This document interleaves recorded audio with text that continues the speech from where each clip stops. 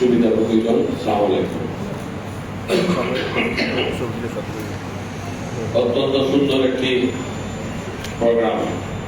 আমাদের আরো কিছু পারবো না বলে দুঃখিত।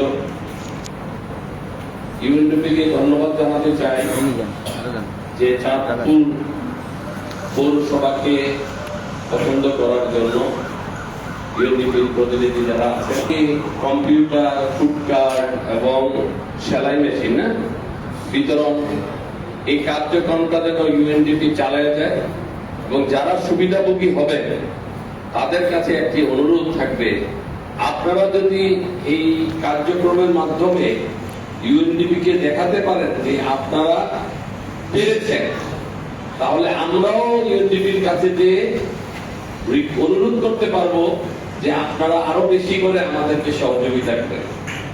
যারা এত সুন্দর ফুটপাত বানিয়ে দিয়েছেন ইউএনডিপি, যারা ব্যবহার করবেন তাদের কাছে একটি অনুরোধ থাকবে, আপনারা পরিষ্কার পরিচ্ছন্নতার দিকে মনোযোগ দিবেন। যেমন আপনার ওইখানে কিছু ময়লা আবর্জনা হবে, আপনারা দেখা যাবে যে যেখানে ফুটপাত সেখানে ময়লাটা ফেলে দেন না, আপনারা ওখানে একটা ব্যাগ রাখেন, ব্যাগের মধ্যে ময়লাটা ফালান, পরে রাত্রেবেলা যাওয়ার সময় যেখানে ময়লা থাকে, সাধারণত ময়লা গাড়ি এসে দিয়ে যায়, ওই স্পটটা থেকে আপনারা এই ময়লাটা ওই স্পটে দিয়ে ফেলে আসবেন। তাতে আমাদের এই কাজগুলো যদি আপনারা করেন, ইউএনডিপি তো নিশ্চয়ই এটা আবার তদারকি করবে, তাহলে আমাদেরও স্কোপ থাকবে, আর আমরা আরো বড় আকারে ইউএনডিপির কাছে আপনার এই যে উদ্যোগটা জন্য আমরা চেতে পারবো যে আরো এখানে যদি 15টা দেয়, আমরা আরো বলতে পারি যে আমাদের তো বড় জায়গা, প্রতি ইউনিয়নে আপনারা 2টা-3টা করে দেন।